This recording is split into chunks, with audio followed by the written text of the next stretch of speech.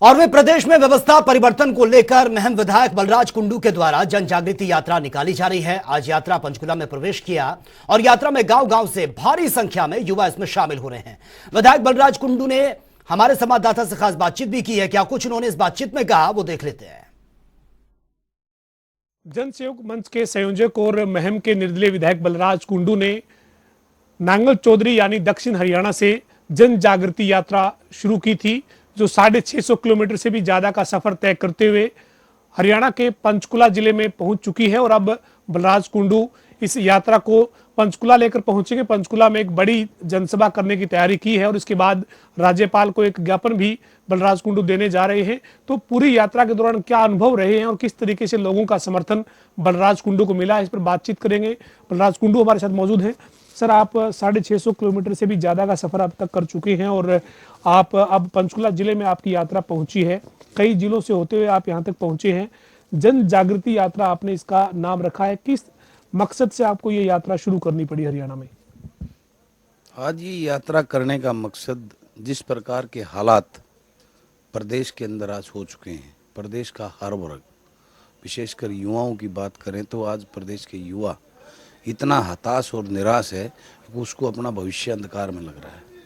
आज सारी permanent jobs खत्म कर दी सरकार करती जा रही है। कौशल रोजगार निगम ऐसा एक विभाग जिसे युवाओं का शोषण किया जा रहा है। हाईली क्वालिफाइड बच्चों को चपरासी की लाइन में खड़ा कर दिया है। आज युवा इतना हताश और निराश है। सीईटी के लिए मात्र 4 साल में एक बार ही पेपर लिया है। 11.5 लाख बच्चों ने उसमें अप्लाई किया था। 7.5 लाख बच्चों ने उसको पेपर दिया। 3.5 लाख क्वालिफाइंग के नाम पर 50% मार्क्स के 3.5 लाख बच्चों को क्वालिफाई कर दिया। लेकिन सेकंड पेपर के लिए जो उसमें बाद में जो उसकी नोटिफिकेशन आई, उसमें मात्र 4% के हिसाब से 25 से 30 हज़ार बच्चे ही उसके अंदर बैठ पाएंगे। तो बाकी बच्चे कहाँ जाएंगे? आज बेरोजगारी का आलम में प्रदेश देश में नंबर 1 पे पहुँच गया है। युवाओं का भविष्य पूर्ण रूप से अंधकार में लग रहा है। तो इसकी चिंता मैंने जो है ना युवाओं में, उनके पेरेंट्स के अंदर वहाँ मेरे से जगह जगह मिले। ऐसे ऐसे युवा मिले जिन्होंने मुझे ज्ञापन दिए। मुझे कहा, भाई साहब हम तो पढ़ के क्या करेंगे।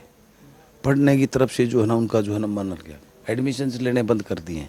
तो कितना खतरनाक वो घातक है युवाओं के लिए, हमारे बच्चों के भविष्य के लिए। आप इस माध्यम से जो बात बता रहे हैं कि हर जगह आपको हाहाकार नजर आ रहा है, जैसे आपने कहा कि हर जगह बदहाली है, लोग परेशान है, चाहे कर्मचारी है, चाहे युवा है, चाहे किसान है, आम आदमी जो परेशान है सरकार की नीतियों की वजह से। लेकिन सरकार कह रही है कि पिछले 8 साल में, 8.5 साल में हमने हरियाणा में बदलाव किए हैं। परिवार पहचान पत्र के जरिए हमने हर अंतिम व्यक्ति को जो है वो सरकारी जो मदद उसे मिलनी चाहिए, जो योजना का फ़ायदा मिलना चाहिए, वो हमने दी है। हमने ट्रांसपेरेंसी के साथ नौकरियां दी है। और अभी 2 दिन पहले ही हरियाणा में केंद्रीय गृह मंत्री अमित शाह आए थे। उन्होंने हरियाणा के मुख्यमंत्री की, हरियाणा सरकार की पीठ थपथपाई है और ये कहा है कि हरियाणा हर क्षेत्र में आगे निकल रहा है। लेकिन आपके दावे, सरकार के दावे और आपके जो आरोप है उसमें तो बड़ा फर्क है। बिल्कुल यही दुर्भाग्य है। आज हर पेपर लीक हो रहा है। कौन करवाता है पेपर लीक? पिछले 8 साल के अंदर ये विधानसभा में मुद्दा उठा है। हर पेपर लीक हो रहा है। HPSC के अंदर सूटकेस पकड़ी जा रही हैं, फिर भी पारदर्शिता की बात करते हैं। कितने बेशरम लोग हैं, इनको तो वो है ही नहीं। आज गरीब मेरे साथ चलिए, मैं आपको लेके चलता हूँ गाँव के अंदर।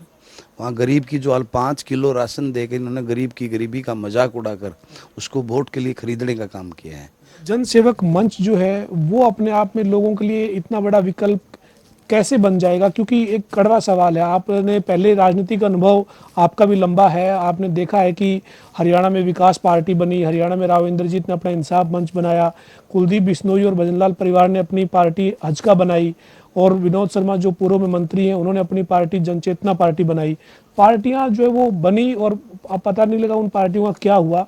आपका मंच जो है वो कैसे विकल्प बन जाएगा लोगों के लिए? लोग कैसे भरोसा कर लेंगे बलराज कुंडू पर? देखिए, आपने जिन पार्टियों का नाम लिया है वो पार्टियां इस प्रदेश को लूटने के लिए बनी थी, अपना उल्लू सिद्ध करने के लिए बनी थी।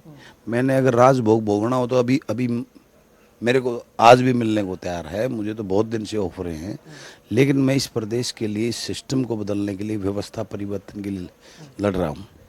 मैं जब तक युवाओं की भागीदारी, मेरा एजेंडा और उद्देश्य यही है, जब तक उस गरीब किसान मजदूर के, छोटे कर्मचारी व्यापारी के बेटे जो पढ़े लिखे, नई सोच वाले, ऊर्जावान, जो उस तकलीफ और दर्द को समझते हैं, जब तक ऐसे प्रतिनिधि विधानसभा में उनके वकील बनकर नहीं आएंगे तब तक व्यवस्था परिवर्तन नहीं होगा। अब सत्ता परिवर्तन नहीं, व्यवस्था परिवर्तन के लिए मेरी जन जागृति यात्रा है। और ये जो तमाम मुद्दे आपने जो इस यात्रा के दौरान आपके सामने आए हैं, इनको आप बजट सत्र की कार्रवाई के दौरान उठाएंगे? बिल्कुल, ये सारे मुद्दे विधानसभा की कार्रवाई के दौरान उठाऊंगा। जी, बहुत शुक्रिया बातचीत करने के लिए। Thank you. हमारे साथ निर्दलीय विधायक और जनसेवक मंच के संयोजक बलराज कुंडू थे। बलराज कुंडू कह रहे हैं कि प्रदेश में जहां से भी होकर गुजरे हैं, हाहाकार है, बदहाली है, सरकार के खिलाफ लोगों में रोष है और इसी के चलते 2024 में बड़े बदलाव का दावा बलराज कुंडू कर रहे हैं। इसके साथ ही उनका ये कहना है कि 18 फरवरी को पंचकुला में एक कार्यक्रम करके इस यात्रा का समापन करेंगे और राज्यपाल को एक ज्ञापन देंगे। इसके अलावा 20 तारीख को जब हरियाणा विधानसभा का बजट सत्र शुरू होगा तो अपने आवास यानी जो चंडीगढ़ में उनका सरकारी फ्लैट है वहां से पैदल चलते हुए हरियाणा विधानसभा में पहुंचेंगे और तमाम जो मुद्दे इस यात्रा के दौरान उनके सामने आए हैं उनको विधानसभा में भी रखेंगे। वीडियो जर्नलिस्ट विजेंद्र सिंह के साथ पवन सिंह, जनता टीवी, पंचकुला।